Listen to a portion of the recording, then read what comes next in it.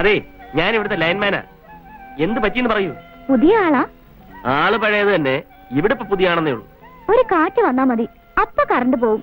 പിന്നെ ഈ പാടാ, പോസ്റ്റ് കുലുക്കണം കറണ്ട് വരാൻ. എത്ര കാലമായി തുടങ്ങിയിട്ട് ഈ കുലുക്കേ? എപ്പോഴും എങ്ങനെയാ, കറണ്ട് വന്നും പോയിക്കൊണ്ടിരിക്കും. അപ്പൊ വരുന്നുണ്ടല്ലേ? ഇവിടെ പല സ്ഥലത്തും കറണ്ട് വരാറേ ഇല്ല. ഏയ്, ഇതൊന്നും നോക്കിട്ട് പോ. എന്ത് നോക്കാനാ? ജാംബോന്റെ കാലത്തെ കണക്ഷനാ. ഏയ്, അത്ര പഴക്കൊന്നുമില്ല. അന്നൊന്നും ഇലക്ട്രിസിറ്റി കണ്ടുപിടിച്ചിട്ടേ ഇല്ല. ചരിത്രത്തിലൊക്കെ നല്ല പിടിപാടാണല്ലോ. പഠിക്കാൻ ബുക്ക് തുറക്കേണ്ട താമസം. അപ്പൊ വരും കാറ്റ്, കറണ്ടും പോവും.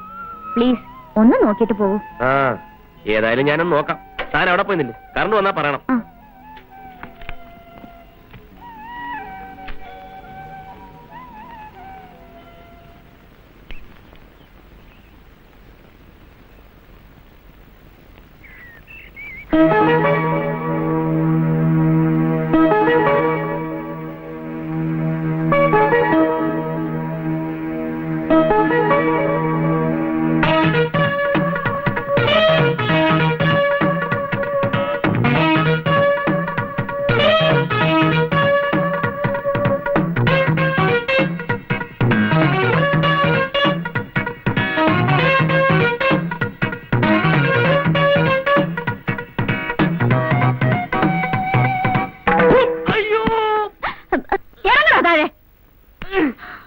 നിങ്ങൾക്ക് എന്താ വട്ടുണ്ടോന്നല്ലേ?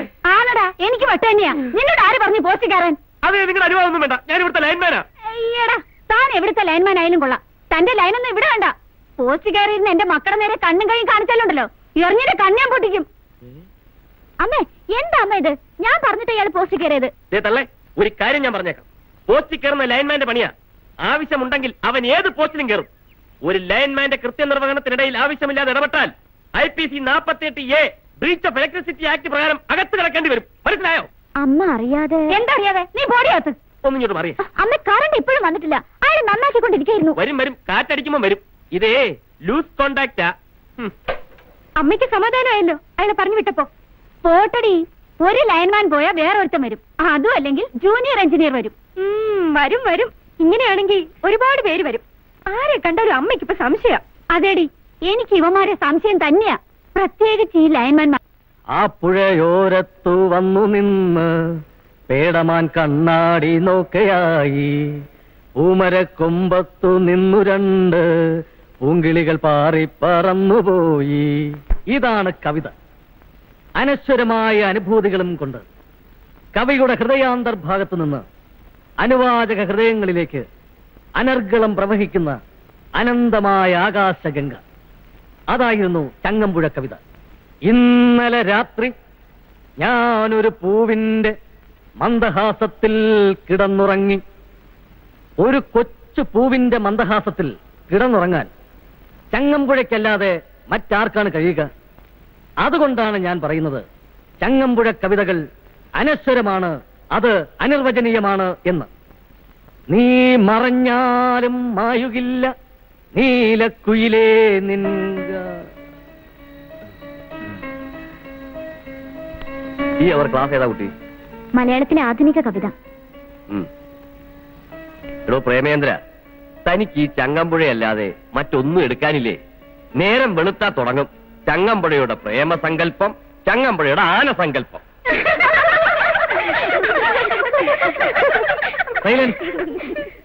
തിരുമേനി, ഈ ചങ്ങമ്പുഴയെ കുറിച്ച് എന്താ കരുതിയിരിക്കുന്നത്? ഇന്ന് അത്യന്താധുനികരെന്ന് പറഞ്ഞ് നടക്കുന്നവർ മുഴുവൻ തുടങ്ങുന്നത് ചങ്ങമ്പുഴയിൽ നിന്നാണ്.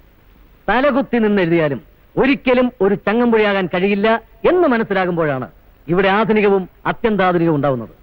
പക്ഷേ എനിക്ക് വിശ്വാസം നഷ്ടപ്പെട്ടിട്ടില്ല. ഇനിയും ചങ്ങമ്പുഴ കവിതകൾക്ക് വേണ്ട. താൻ ചങ്ങമ്പുഴയാണെന്ന് എന്നെ അങ്ങ് വിശ്വസിച്ചോളൂ. പക്ഷെ ഇവിടെ വേണ്ട. മനസ്സിലായില്ലേ? സിലബസിലേത് മാത്രം അങ്ങോട്ട് എടുത്താൽ മതി. സിലബസ് തുടങ്ങിക്കോളൂ.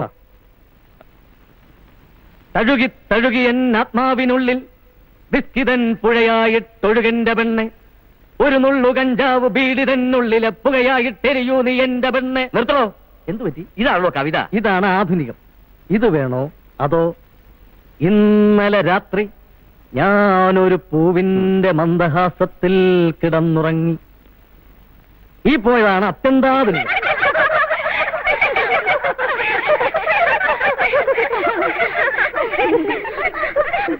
നല്ല രസമുള്ള ക്ലാസ് ആയിരുന്നു അല്ലേ? സാർ ഒട്ടും പ്രതീക്ഷിച്ചില്ലേ? നീ എന്താ ഇവിടെ? ഞാനിവിടെ ഇലക്ട്രിസിറ്റി ബോർഡിൽ ജോയിൻ ചെയ്തു ലൈൻമാനായിട്ട്. അതെ. നിനക്കൊരു 10 എഴുതി കൂടെ? എത്ര കൊല്ലമായി നമ്മൾ കണ്ടിട്ട്. ഏതായാലും ഇനി ഈ സ്ഥലത്ത് നിന്റെ കൂടെ കൂടാൻ ഞാനും ഒന്ന് തീരുമാനിച്ചു. രക്ഷപ്പെട്ടു. എന്താ കുട്ടി? അത് സോറി കേട്ടോ. എന്തോന്ന് സോറി? മൂക്കറിഞ്ഞ് ചതച്ചിട്ടാണോ സോറി? മൂക്കറിഞ്ഞ ചതിച്ച ആര്? അത് അമ്മ. എന്തോന്ന് കുമ്മ? താൻ പറഞ്ഞിട്ടല്ലോ ഞാൻ കേറിയത്. എവിടെ കയറി? അത് തെറ്റിദ്ധരിച്ചത് അമ്മ. എന്ത് തെറ്റിദ്ധാരണ? ഇനി അങ്ങനെയാണെങ്കിൽ തന്നെ ക്യാബേജ് വലിച്ചെറിയണം. കാണാൻ കൊള്ളാവുന്ന പെണ്ണുങ്ങളെ കണ്ടാൽ ആണുങ്ങൾ നോക്കും. ഒരു കാര്യം ചെയ്യും, ഒരു ചാക്ക് ക്യാബേജ് വാങ്ങിച്ച് അമ്മയ്ക്ക് കൊടുത്ത് നാട്ടിലുള്ള ആണുങ്ങളുടെയൊക്കെ മൂക്കറിഞ്ഞ് ചതക്കട്ടെ. എന്താ കാര്യം എന്ന് പറ. ഇത് കണ്ട മൂക്കല്ലേ അത്? അതല്ല, ഈ നീലിച്ച് കിടക്കുന്ന കണ്ട. ഇവളുടെ തള്ള എറിഞ്ഞ് ചതച്ചാണ്. ഇവളെ ഞാൻ കൈ കാണിച്ച് വിളിച്ചെന്നു, അതും പോസ്റ്റിന്റെ മേളിലിരുന്നു. പോയി പറഞ്ഞേക്ക്, ഞാൻ തന്നെ കൈ കാണിച്ച് വിളിച്ചെങ്കിൽ എനിക്ക് തന്നോട് ഇഷ്ടമുള്ളതുകൊണ്ടാണ്. ഇടോ, തന്റെ മുഖത്ത് നോക്കി ഐ ലവ് യു എന്ന് പറയണമെന്നുണ്ടെങ്കിൽ ഐ ലവ് യു എന്ന് പറയാൻ എനിക്ക് ചങ്കൂറ്റമുണ്ട്. അതിനാരുടെ ഓസാരം ഒന്നും വേണ്ട. ശിവ, വേണ്ടി വന്നാൽ കല്യാണം കഴിക്കുമെന്ന് പറഞ്ഞാല് ഓ ചെല്ലു പറ. ശിവ, നീ എന്ത് വിചാരിച്ചാ? ഇതൊരു സ്ഥാനമല്ലേ? ബോറായോ? ഇല്ല, മനോഹരമായി.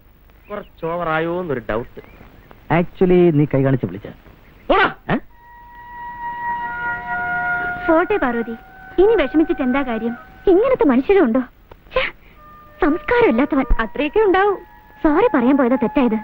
എന്തൊക്കെയാണ് പറഞ്ഞത്? വേണ്ടി വന്ന എന്നെ കല്യാണം കഴിക്കും പോലും. ഇന്ന് വരട്ടെ കേട്ടോ.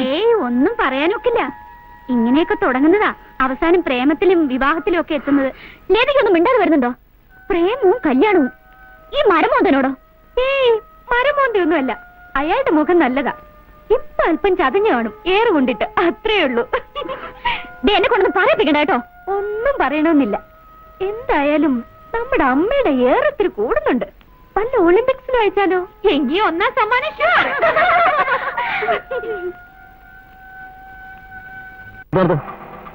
വലത് കാലം വെച്ചിറങ്ങും.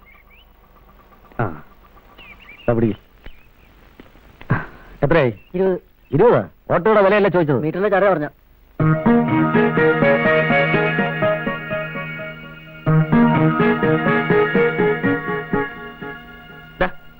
ഇത് അവരുടെ വീടല്ലേ? എവരുടെ? എന്നെ എറിഞ്ഞ ആ തള്ളയുടെ മോളുടെ വീടല്ലേ? അതെ. അതിനിപ്പോ എന്താ? ഓ, അത് ശരി. ഞാൻ ഒറ്റയ്ക്കേ ഉള്ളൂ, വലിയ വീടാണ്, വാടക പകുതി ഷെയർ ചെയ്യാന്നൊക്കെ പറഞ്ഞ് നീ എന്നെ വിളിച്ചോണ്ട് വന്നത് ഇങ്ങനെ ഒരു അപകടത്തിലേക്കാണല്ലേ? എന്താ അപകടം? ആ തള്ള തന്നെ. ഓ, തള്ളയാണോ? അത് സാരമില്ല, നമുക്ക് ഒന്നിച്ച് നേരിടാം. ഒന്നിച്ച് നേരിടാൻ? അതെ. എനിക്കൊരു ലൈൻ ഉണ്ടെന്ന് കുട്ടിക്കോ? Cross line ആകൂടെ? ഏയ്, ഞാനൊരു പാരലൽ കോളേജ് അധ്യാപകനായതുകൊണ്ട് പാരലൽ ലൈനേ ആകൂ. മനസ്സിലാകുന്ന ഭാഷ പറയടാ. മനസ്സിലാക്കി തരാം. അവളുടെ അനിയത്തി ലക്ഷ്മി. മനസ്സിലായ? നിന്റെ ആ പഴയ സ്വഭാവത്തിന് ഇതുവരെ ഒരു മാറ്റവും ഇല്ലല്ലോ. എപ്പോഴും സ്വഭാവം മാറ്റിക്കൊണ്ടിരിക്കുന്നത് വ്യക്തിത്വമുള്ള വ്യക്തികൾക്ക് ചേർന്നതല്ല ശിവ. അതൊക്കെ പോട്ടെ, ആ പെണ്ണിന്റെ അച്ഛൻ എവിടെയില്ലേ? അങ്ങേരെങ്ങാണ്ട് നാട് വിട്ടു പോയതാ. ചത്തുപോയെന്നാ ഇപ്പൊ നാട്ടുകാർ മുഴുവൻ പറയുന്നത്. അതായിരിക്കും ശരി. ആ തള്ളയുടെ സ്വഭാവം അനുസരിച്ച് അയാൾ ജീവനോടെ ഇരിക്കാൻ സാധ്യതയില്ല. ഒന്നുകിൽ ആത്മഹത്യ ചെയ്ത് കാണും, അല്ലെങ്കിൽ അവര് തന്നെ എറിഞ്ഞു കൊന്നു കാണും. എന്തൊക്കെ പറഞ്ഞാലും ശരി, നീ ഇന്ന് കാണിച്ചത് പരമ ബോറായി പോയി. എന്തോന്നാ ആ പാർവതിയോട് തട്ടിക്കയറിയത്? എടാ, ഒരു പെണ്ണ് സോറി പറയാൻ വരുമ്പോ ഇങ്ങനെയൊക്കെയാണ് പെരുമാറുന്നത്. ഞാൻ എന്ത് ചെയ്യാനാ? എല്ലാം പെട്ടെന്നായിരുന്നില്ലേ? ഒന്ന് പ്ലാൻ ചെയ്യാൻ പോലും സാധിച്ചില്ല. എന്ത് പ്ലാൻ ചെയ്യാൻ? എടാ, എനിക്ക് അവളെ ഫസ്റ്റ് സൈറ്റിലെ ഇഷ്ടപ്പെട്ടതാ. അത്രയല്ലേ ഞാൻ പറഞ്ഞുള്ളൂ. അത് മാത്രമേ നീ പറഞ്ഞുള്ളൂ? എന്തായാലും നിന്റെ ബെസ്റ്റ് ടൈപ്പ്, അല്ലെങ്കിൽ നിന്നെ അവൾ ചെരുപ്പൂരി അടിച്ചാനെ. അത്രയ്ക്ക് ബോറായിരുന്നു? അത്രയ്ക്ക് ബോറല്ല, പരമ ബോറായിരുന്നു. എടാ, ഇനി അവൾ നിന്നെ ജന്മത്തെ തിരിഞ്ഞു നോക്കൂ. ഇനിയിപ്പോ എന്താണൊരു വഴി? എന്തിന്? ഒന്ന് സോറി പറഞ്ഞ് വീണ്ടും ഒരു വഴിയൊക്കെ ഉണ്ട്. എന്ത് വഴി? അതൊക്കെ ഉണ്ട്. ഞാൻ വിചാരിച്ച നടക്കാത്ത വഴിയുണ്ടോ? പക്ഷേ വേണ്ട, നീ ആയതുകൊണ്ട് ശരിയാവില്ല. ഓടാ, നിന്റെ ഒരു പുളു. നീ വിചാരിച്ച ഒരു ചുക്ക് നടക്കത്തില്ല. അതെ, ഒന്നല്ല 100 വഴിയുണ്ട്. നിനക്കിന്ന് കാണണോ? ഇന്നോ? എങ്ങനെ? ദേ പ്രേമ, നടക്കാത്ത കാര്യങ്ങൾ പറഞ്ഞ് വെറുതെ മനുഷ്യനെ മോഹിപ്പിക്കല്ലേ. നടക്കാത്ത കാര്യോ? എടാ, ഒരു ഫ്യൂസ് പോയാ പോലെ. നീ ലൈൻമാൻ അല്ലേ? ഫ്യൂസ് പോയാൽ ലൈൻമാനെ അല്ലാതെ പിന്നെ ആരെ വിളിക്കും? അയ്യോ, നിന്റെ ഒരു ബുദ്ധി. പ്രേമ, നീ ഇപ്പൊ പഴയ ആളല്ലേ കേട്ടോ, സമ്മതിച്ചു തന്നിരിക്കുന്ന. പക്ഷെ ഫ്യൂസ് എങ്ങനെ പോകും? കാറ്റടിച്ചാ കറണ്ട് പോകുന്നില്ലാതെ ഫ്യൂസ് പോകത്തില്ല. പക്ഷെ ഇവിടെ ഫ്യൂസ് പോകും, പോയിരിക്കും. അതെനിക്ക് വിട്ടേരെ.